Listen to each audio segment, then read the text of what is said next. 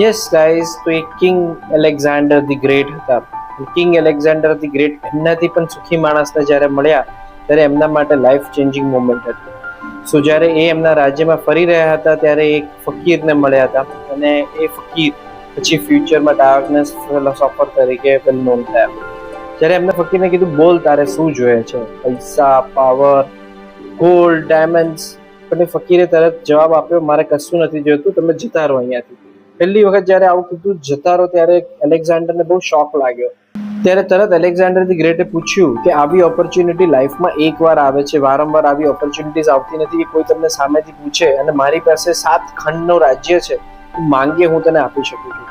ત્યારે ફિલોસોફરે, ફકીરે એવો જવાબ આપ્યો કે તમે અહીંયાથી ખસી જાઓ, મારી ઉપર આવનારી ધૂપ, તડકો તમે એને રોકી રહ્યા છો.